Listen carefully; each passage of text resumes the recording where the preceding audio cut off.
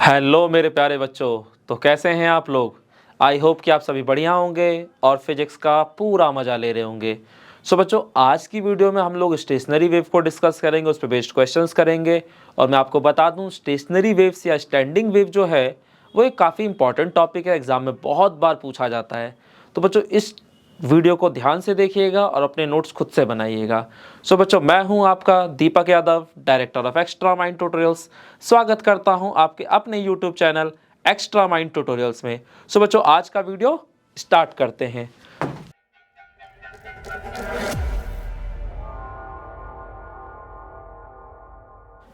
तो बच्चों, सबसे पहले हम बात करेंगे reflection of a wave from a rigid boundary. यानी अगर कोई भी वेव किसी भी रिजिड बाउंड्री से टकराती है तो वहाँ पर क्या होने वाला है। तो मान लेते हैं जैसे कि ये हमारा एक वेव है और ये हमारा एक रिजिड बाउंड्री है। इसे आप ऐसे समझिए जैसे आपके सामने एक खंभा है और उस खंभे से आपने एक रस्सी बांध दी है और रस्सी को इस तरह से लेकर और आपने जस्ट इसे ऐसे जर्क दिया, यानी ऐसे नीचे की तरफ झटका लगाया। तो जब आप ऐसे झटका मारोगे इसमें तो इस तरीके से आपका पल्स क्रिएट होगी एंड देन वो पल्स आगे की तरफ बढ़ेगी।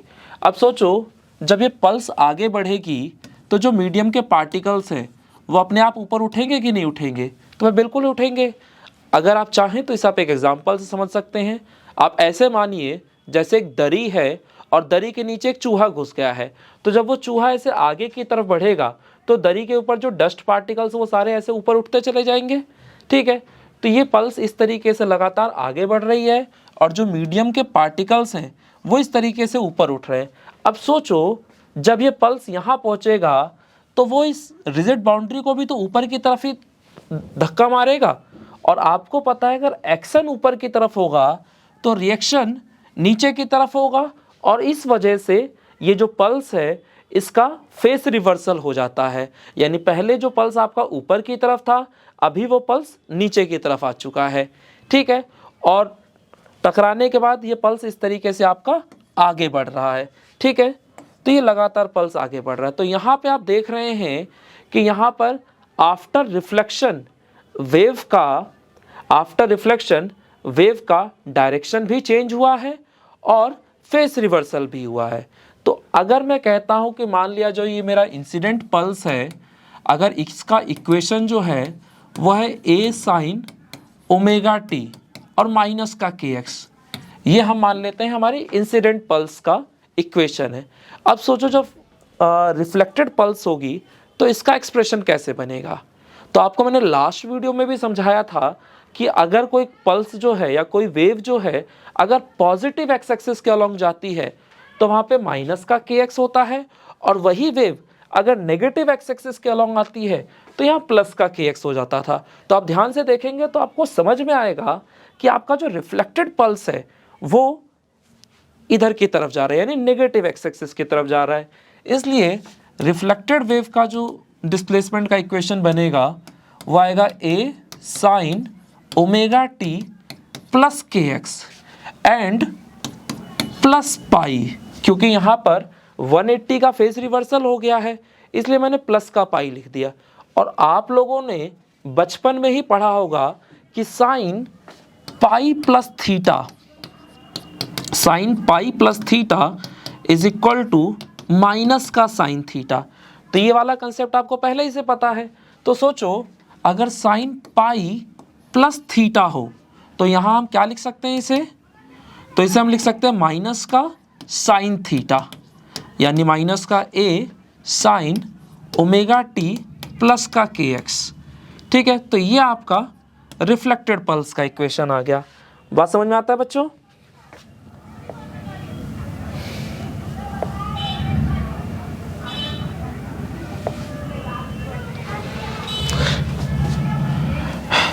तो ये आपका इंसिडेंट पल्स का इक्वेशन हो गया और ये आपका रिफ्लेक्टेड पल्स का इक्वेशन होगा। तो यहाँ पर बेटा दो भी चीज़ आपको ध्यान रखनी है कि यहाँ पर y का जो साइन है वो भी चेंज हुआ है और जो x का साइन था वो भी चेंज हुआ है। आप देखो, पहले जो इंसिडेंट पल्स का डिस्प्लेसमेंट था वो पॉजिटिव था और रिफ्लेक्टेड पल्स का जो डिस्प्लेसमेंट है वो आपका नेगेटिव हो गया। ठीक है, और यहाँ पर माइनस का kx था तो यहाँ पे प्लस का kx, यानी हम कह सकते हैं अगर कोई भी वेव किसी भी रिजिड बाउंड्री से टकरा कर आती है तो वहाँ पे x और y दोनों के ही साइन चेंज हो जाते हैं। ठीक है, तो ये तो हो गई एक बात।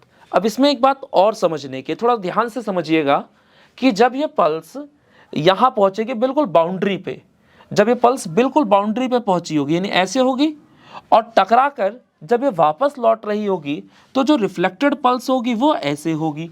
तो यहाँ आपको नहीं लगता कि एट द एंड यानी एट द बाउंड्री अगर मैं देखूँ तो मेरी जो दोनों वेव्स हैं वो अपोजिट फेस में हैं, और इसलिए ये दोनों एक दूसरे के इफेक्ट को कैंसिल कर देंगे, और यहाँ पर जो रिजल्टेंट वेव का एम्पलीट्यूड आएगा या जो डिस्प्लेसमेंट आएगा वो ज़ीरो होगा। और ध्यान रखिएगा, वो जगह जहाँ पर किसी भी वेव का एम्पलीट्यूड ज़ीरो होता है उस जगह को हम लोग कहते हैं नोड। यानी कि हम कह सकते हैं कि अगर कोई भी रिजिड बाउंड्री है और उससे कोई वेव टकरा के वापस आ रही है तो एट द बाउंड्री या एट द एंड हमेशा नोड बनता है। तो नोड क्यों बन रहा है? क्योंकि इंसिडेंट और रिफ्लेक्टेड दोनों ही पल्सेस जो हैं ये अपोजिट डायरेक्शन में है, और ये दोनों एक दूसरे के इफेक्ट को कैंसिल कर देंगे, इसलिए रिजल्टिंग वेव का जो एम्पलीट्यूड होगा वो ज़ीरो हो जाएगा। ठीक है बेटा, तो इस चीज़ को ध्यान रखना कि नोड का मतलब क्या होता है। तो नोड का मतलब क्या है? The position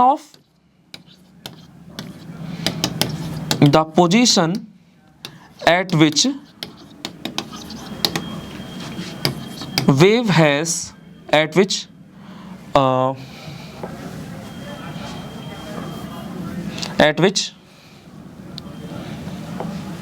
the position at which wave has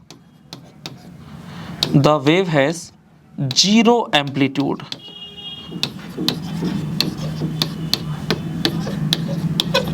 ठीक है, तो वो पोजीशन जहां पर वेव का जीरो एम्पलीट्यूड होता उसे हम लोग क्या कहते थे? नोड। तो ये बेटा कहानी हो गई आपका reflection of a wave from a rigid boundary. अब हम देखेंगे कि अगर कोई वेव किसी ओपन बाउंड्री से टकराती है तो वहां क्या कहानी बनेगी। ठीक है बच्चों, तो बच्चों अब हम बात कर रहे हैं reflection of a wave from a open boundary, यानी अगर एक ओपन बाउंड्री है तो वहां पर जो वेव का रिफ्लेक्शन होगा वो कैसा होगा।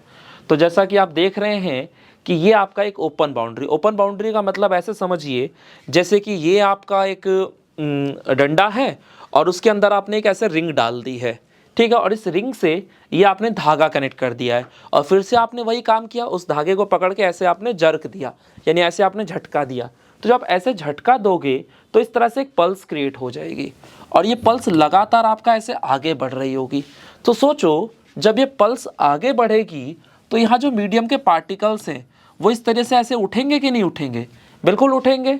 तो सोचो जब जब पल्स आगे बढ़ती जाएगी वैसे वैसे मीडियम के पार्टिकल्स ऊपर उठते जाएंगे, और यही पल्स जब यहाँ पहुँचेगी यानी बिल्कुल बाउंड्री पे, तो ये इस बाउंड्री पे भी तो फोर्स लगाएगी अपवर्ड डायरेक्शन में। अब सोचो यहाँ पर जब इसने फोर्स लगाया तो ये रिंग जो है बड़े प्यार से ऊपर उठ गई, एंड देन उसके बाद दोबारा नीचे आ गई, यानी यहाँ पर कोई रिएक्शन नहीं हुआ जैसा रिजिड बाउंड्री में होता था। रिजिड बाउंड्री में क्या था कि जब ऊपर की तरफ फोर्स लगाता तो बाउंड्री ने नीचे की तरफ फोर्स लगाया था। अब सोचो ये जब रिंग पे एक्शन हुआ है तो ये रिंग ही तो रिएक्शन करती, और जिसे रिएक्शन करना था वो खुद ही ऊपर चला गया चुप मार के, तो फिर रिएक्शन करेगा कौन? इस वजह से यहाँ कोई रिएक्शन नहीं होता, और इसी वजह से कोई फेस रिवर्सल भी नहीं होता। यानी कि पहले भी जो वेव थी वो ऊपर की तरफ ही थी, और अभी भी जो वेव है वो ऊपर की तरफ ही है, यानी यहाँ पे कोई फेस रिवर्सल नहीं हो रहा आफ्टर रिफ्लेक्शन। तो आफ्टर रिफ्लेक्शन आपका जो पल्स है वो इस तरीके से आगे बढ़ रहा है। ठीक है, सो बात समझ में आती है यहाँ पे।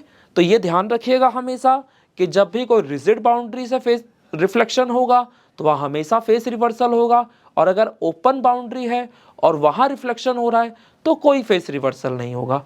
तो इंसिडेंट पल्स के लिए अगर मैं इक्वेशन लिखना चाहूँ तो इंसिडेंट वेव का इक्वेशन क्या होगा? तो ए साइन ओमेगा टी माइनस का के एक्स, और रिफ्लेक्टेड पल्स का जो इक्वेशन होगा वो क्या हो जाएगा? तो वो होगा ए साइन ओमेगा टी और प्लस का के एक्स। ठीक है, प्लस का के एक्स क्यों? क्योंकि डायरेक्शन अपोजिट हो गई। सोचो इंसिडेंट पल्स जो था वो पॉजिटिव एक्स एक्सिस के अलोंग जा रहा था, तो जब पॉजिटिव एक्स एक्सिस के अलोंग जाएगा तो माइनस का के एक्स आ जाएगा, और रिफ्लेक्टेड पल्स जो था हमारा वो नेगेटिव एक्स एक्सिस के अलोंग जा रहा था। तो अगर नेगेटिव एक्स एक्सिस के अलोंग जाएगा तो यहाँ प्लस का के एक्स आएगा कि नहीं आएगा? बिल्कुल आएगा। सो बात समझ में आ रही है। तो यहाँ पे अगर आप देखेंगे तो जो डिस्प्लेसमेंट का साइन था वो दोनों केसेस में सेम है, बस एक्स का जो साइन था वही चेंज हुआ है। ठीक है, तो ये समझने वाली बात है यहाँ पे। अच्छा, अगर मैं बाउंड्री पे बात करूँ कि बाउंड्री पे क्या होगा, तो सोचो अगर ये इंसिडेंट पल्स जब ये बिल्कुल बाउंड्री पे पहुँचेगी, तो बाउंड्री पे जब पहुँचेगी तो ऐसे ऊपर की तरफ होगी, और रिफ्लेक्टेड पल्स जो है वो भी आपकी ऊपर की तरफ ही है। तो जब दोनों वेव जो हैं वो सेम डायरेक्शन में, यानी दोनों सेम फेस में ही हैं, तो ये दोनों एड अप होके जो इनका रिजल्टिंग वेव बनेगा उसका एम्पलीट्यूड तो डबल आ जाएगा ना इसका। यानी हम कह सकते हैं कि ओपन बाउंड्री वाले केस में बाउंड्री पे अगर हम देखें तो हमेशा दोनों वेव सेम फेस में होंगी, इस वजह से रिजल्टिंग वेव का जो एम्पलीट्यूड होगा वो मैक्सिमम होगा। और वो जगह जहां पर एम्पलीट्यूड मैक्सिमम होता है उस जगह को हम लोग कह देते हैं हमेशा एंटी नोड। तो एंटी नोड क्या है बच्चों, समझ में आने लग गया होगा आपको। तो ध्यान रखिएगा, यहाँ पे दो टर्म्स यूज होते हैं, एक नोड और एक एंटी नोड। तो एंटी नोड का क्या मतलब है, the position where wave has maximum amplitude is known as anti node. तो हम यहाँ पे लिख देते हैं the position where wave has maximum amplitude, where wave has maximum amplitude। तो जहां वेव का एम्पलीट्यूड मैक्सिमम होगा उस जगह को ही हम लोग एंटी नोड कह देते हैं। तो फिलहाल ये जो मैं आपको पूरी कहानी सुना रहा हूं वो सुना ही इसलिए रहा हूं क्योंकि आगे चल के मुझे आपको स्टेशनरी वेव समझाना है, और वो तभी संभव है जब आपको नोड एंटी नोड की कहानी समझ में आए और आपको ये समझ में आए कि बाउंड्री पे कहाँ पर क्या बनता है। यानी अगर ओपन बाउंड्री है तो वहाँ क्या बनेगा, और अगर क्लोज्ड बाउंड्री है तो वहाँ क्या बनेगा। तो बच्चों ये जो कहानी है ना, ये बिल्कुल बेसिक कहानी, कोई से आपसे नहीं पूछने वाला एग्जाम में। हाँ, इसके आगे जो कहानी डेवलप होगी वो जरूर पूछी जाएगी एग्जाम में, तो ध्यान रखिएगा इस चीज़ का। तो बच्चों अगर हम स्टेशनरी वेव या स्टैंडिंग वेव की बात करते हैं तो स्टेशनरी और स्टैंडिंग वेव के केस में हम क्या कह सकते हैं, तो नाम से ही पता चल रहा होगा एक ऐसा वेव जो रुका हुआ हो उसे हम लोग स्टेशनरी वेव कहते हैं। अब यहाँ रुके हुए वेव का मतलब क्या है, तो मतलब ये है कि जिस जगह पे आपका नोड बन रहा है वहाँ हमेशा नोड बनता रहे, जिस जगह पे आपका एंटी नोड बन रहा है अगर वहाँ हमेशा एंटी नोड बनता रहेगा तो आपको ऐसा लगेगा ना जैसे चीज़ें रुकी हुई हैं। सपोज दैट आप क्लासरूम में गए अपने, और क्लासरूम में जहाँ पर आपका थर्मस रखा था वो वहीं रखा हुआ है, बॉटल जहाँ आपका बैग रखा था वो वहीं रखा हुआ है, यानी सब चीज़ें पहले जैसी ही रखी हैं, तो आपको क्या लगेगा कि चीज़ें रुकी हुई हैं। तो वही कहानी यहाँ पे भी है। तो स्टेशनरी वेव मतलब एक ऐसा वेव जो कि रुका हुआ हो। रुका हुआ का मतलब जहाँ नोड बन रहा वहाँ नोड ही बने, जहाँ एंटी नोड बन रहा वहाँ एंटी नोड ही बने, उस तरह की वेव को ही हम लोग स्टेशनरी वेव या फिर स्टैंडिंग वेव कहते हैं। अब सवाल उठता है कि भाई ये स्टेशनरी वेव बनती कैसे है। तो आप ये समझ लीजिए कि अगर दो बिल्कुल आइडेंटिकल वेव्स हैं, यानी बिल्कुल एक जैसी वेव्स हैं, और अगर वो दोनों वेव्स अपोजिट डायरेक्शन में ट्रैवल करें सेम स्पीड से और वो एक दूसरे पर सुपर इम्पोज कर जाएं, तो उनके सुपर इम्पोजिशन की वजह से जो वेव है वो किसी भी डायरेक्शन में नहीं जाएगी, और इस तरह की वेव को ही हम लोग स्टेशनरी वेव या फिर स्टैंडिंग वेव कहते हैं। सो बच्चों आपको बात समझ में आई होगी कि जब भी दो वेव्स अपोजिट डायरेक्शन से आएंगे सेम स्पीड में और वो एक दूसरे पे सुपर इम्पोज करेंगे तो जो रिजल्टिंग वेव है वो किधर भी नहीं जाएगी, और उसी तरह की वेव को हम लोग स्टैंडिंग वेव या फिर स्टेशनरी वेव कहेंगे। ठीक है, ओके। तो स्टेशनरी वेव और स्टैंडिंग वेव क्या वो आपको समझ में आ रहा होगा। अब इसके हम लोग कंडीशंस देखेंगे, यानी एक तरह से कहा जाए तो इसका मैथमेटिकल ट्रीटमेंट देखेंगे, एनालिटिकल ट्रीटमेंट।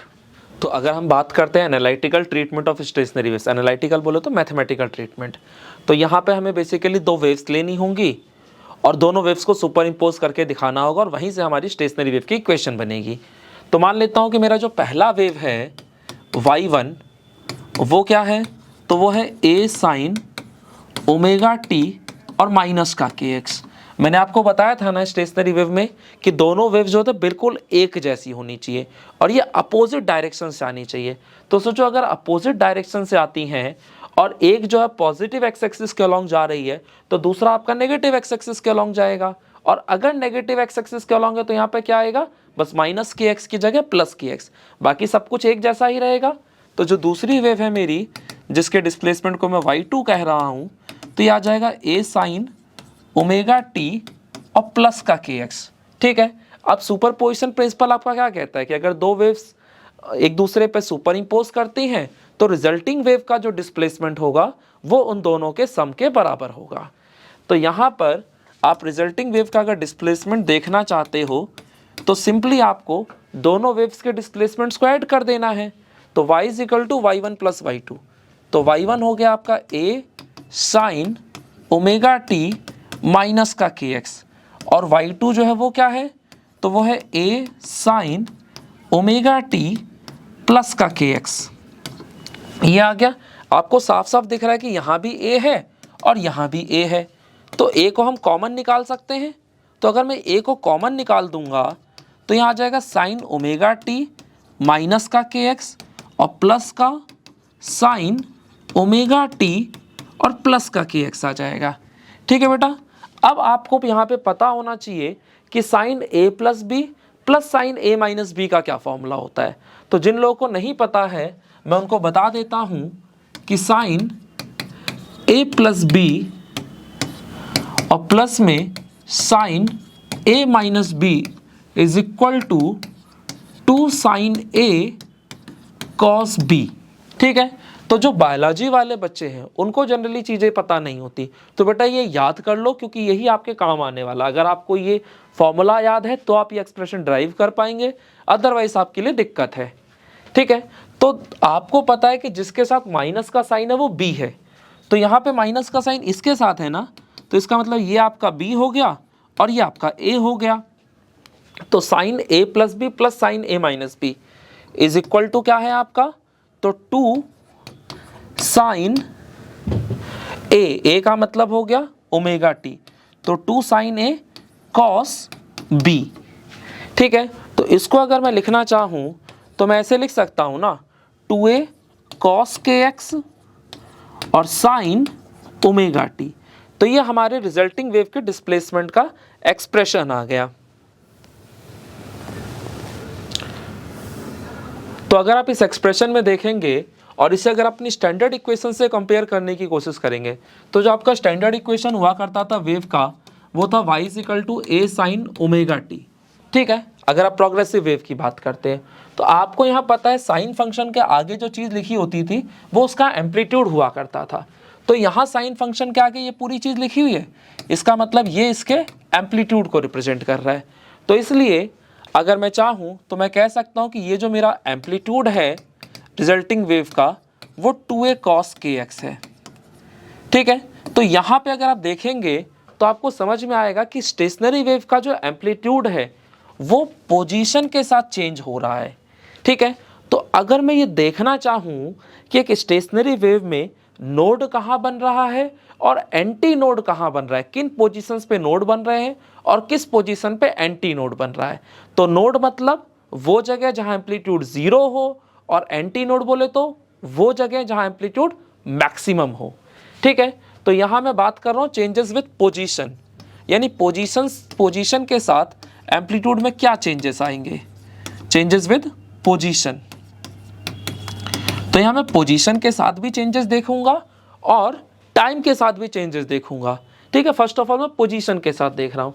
अब सोचो अगर मैं कहता हूँ कि द पोजीशंस, या मैं लिख देता हूँ नोड्स विल फॉर्म व्हेन, तो हमारा जो नोड है वो कब फॉर्म होगा, तो नोड का मतलब एम्पलीट्यूड 0। अब सोचो रिजल्टिंग वेव का या स्टेशनरी वेव का एम्पलीट्यूड 0 कब होगा, तो जब ये cos kx का वैल्यू 0 हो जाए। और cos फंक्शन का वैल्यू 0 कब होता है, तो cos फंक्शन का वैल्यू जो 0 होता है वो π/2 पे होता है, 3π/2 पे, 5π/2, 7π/2, यानी इस तरीके से 0 होता है। तो हम कह सकते हैं node will form when cos kx, जब हमारा cos kx का वैल्यू 0 हो जाए।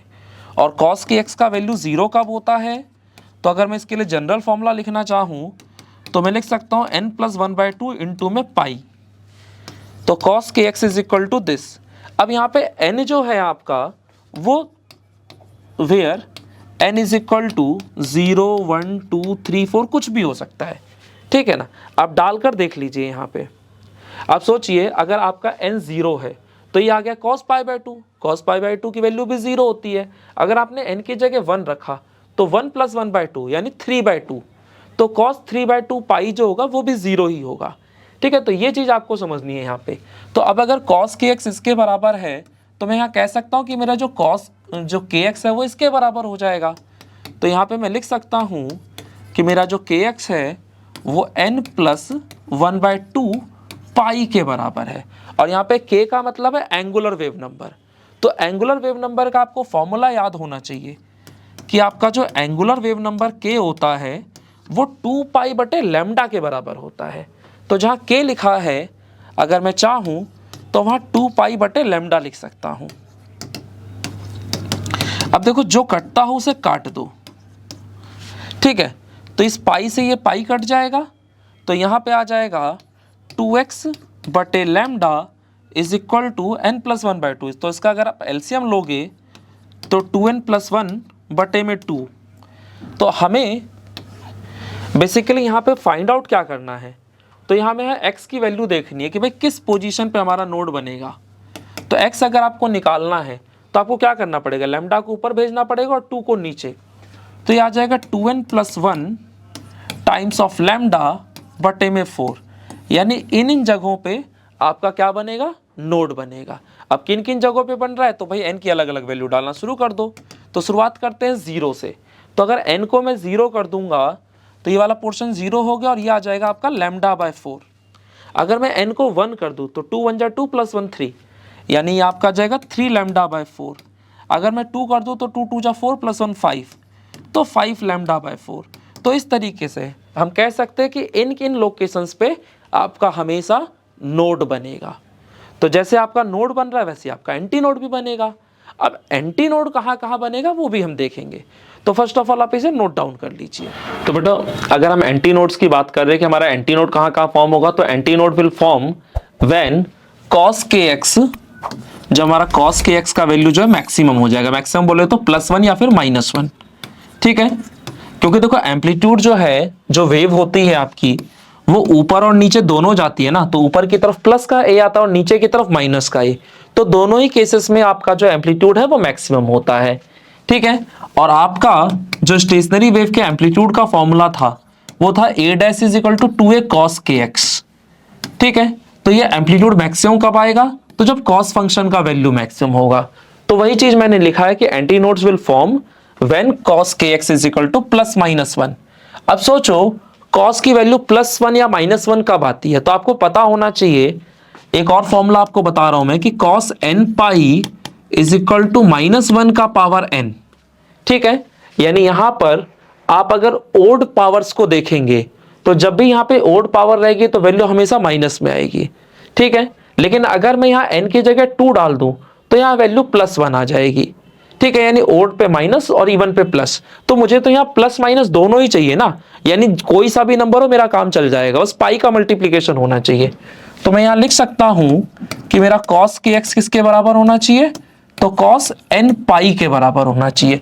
तो अगर आप इन दोनों इक्वेशंस को इक्वेट करोगे तो यहां से आपका kx जो है वो n पाई के बराबर आ जाएगा। और आपको एंगुलर वेव नंबर का फॉर्मूला पता होगा, k = 2 पाई बटे में लैम्डा। तो जहां k लिखा है वहां अगर मैं चाहूं तो 2 पाई बटे में लैम्डा लिख सकता हूं। अब सोचो यहां पाई से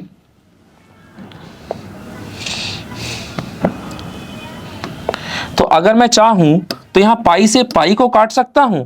तो यहां x की वैल्यू आ जाएगी, आप लैम्डा को ऊपर कर दो और 2 को नीचे कर दो, n लैम्डा बटे में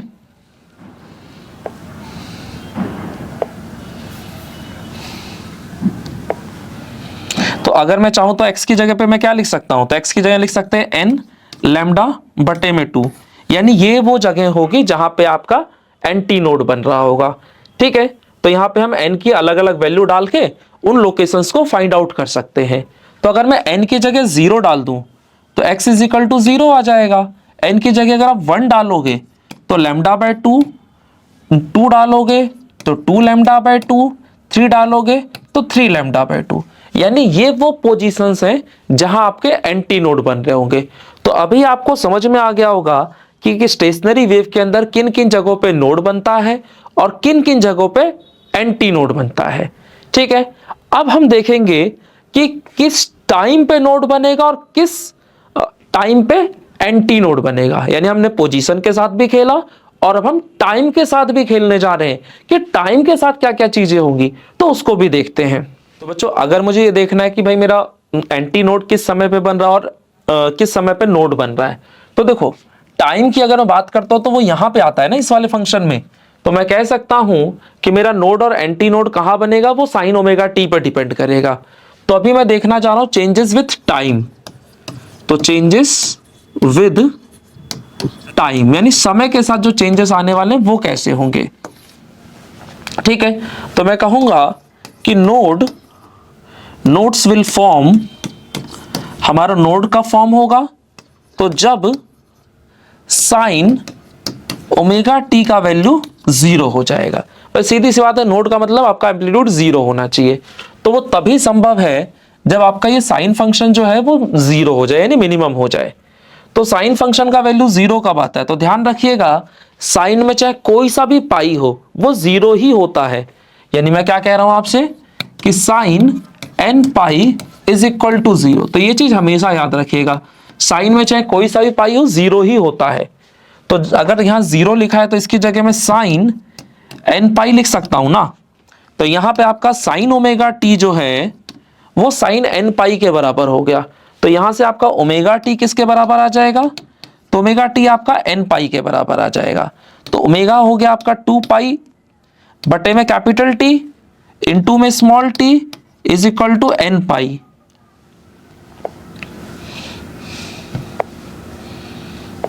तो यहां देखो पाई से पाई कट जाएगा, तो आपको टी का वैल्यू अगर फाइंड आउट करना है तो टी आपका क्या निकल के आएगा। तो सोचो अगर आपको ये स्मॉल टी निकालना तो कैपिटल टी को ऊपर भेजोगे और 2 को नीचे भेज दोगे। तो यहां से small T is equal to N times of capital T बटे में 2। ठीक है, तो ये मेरा समय आ गया। अब यहां पे आपको पता है एन की वैल्यू 0 1 2 3 4 कुछ भी हो सकती है।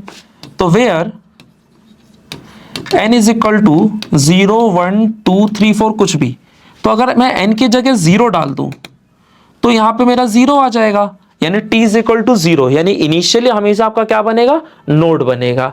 अगर मैं 1 डाल दूं तो यहां आ जाएगा t बाई 2, 2 डाल दूं तो 2t बाई 2 आ जाएगा, 3 डाल दूं तो 3t बाई 2 आ जाएगा।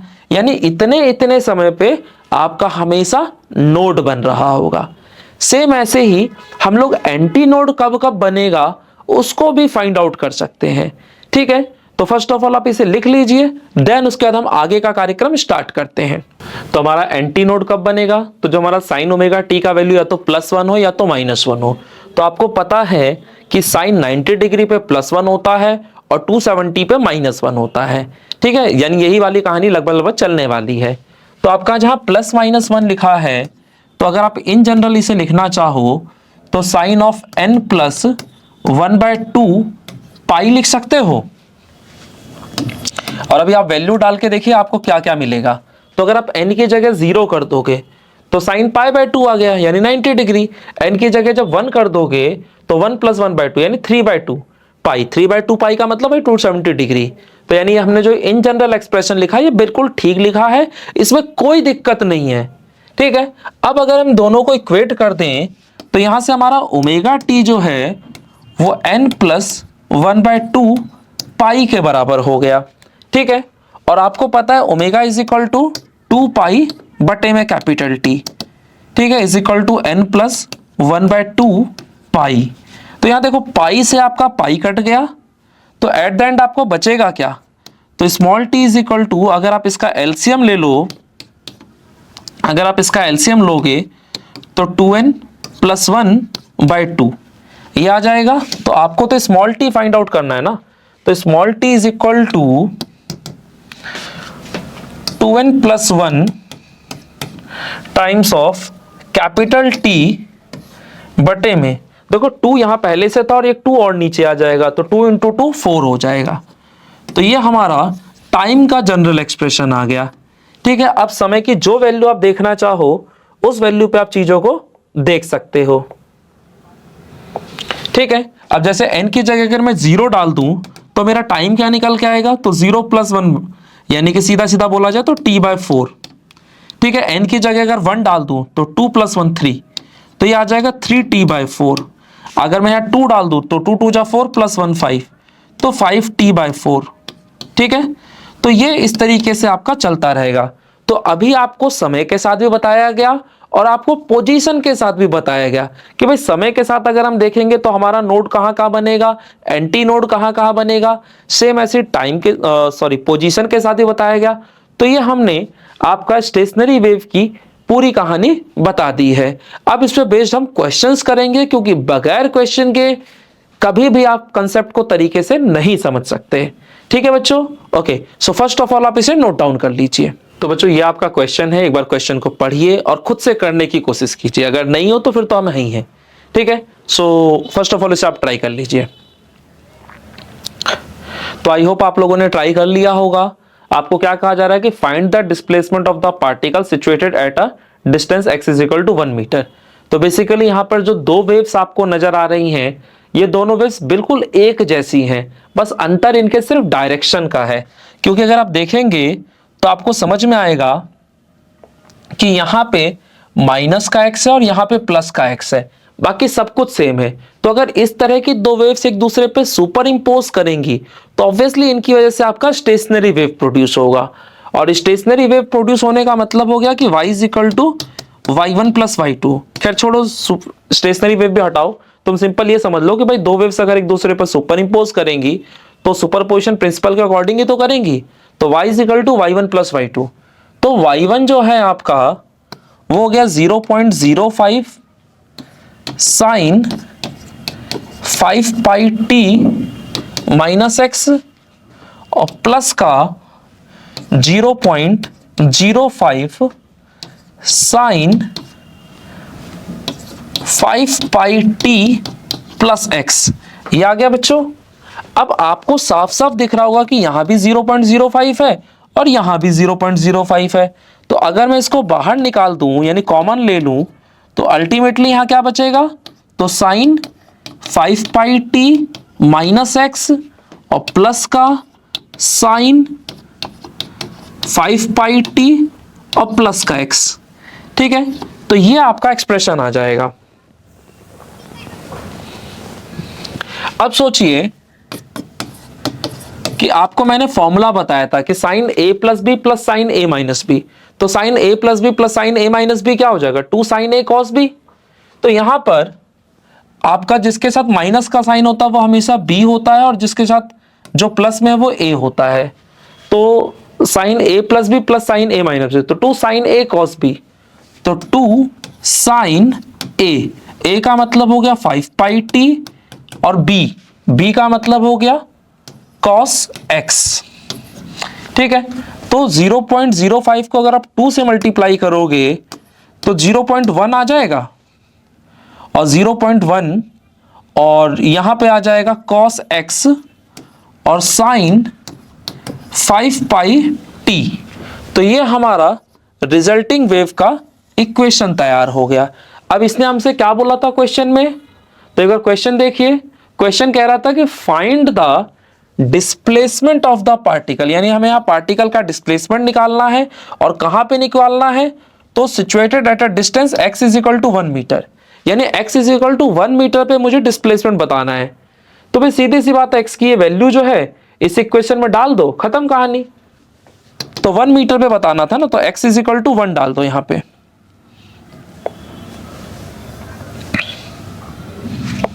तो अगर मैं बोलता हूं कि एट x = 1 मीटर तो हमारा y का क्या वैल्यू आ जाएगा, तो 0.1 cos x की जगह आ गया 1, ठीक है, और यहां आ जाएगा साइन 5πt।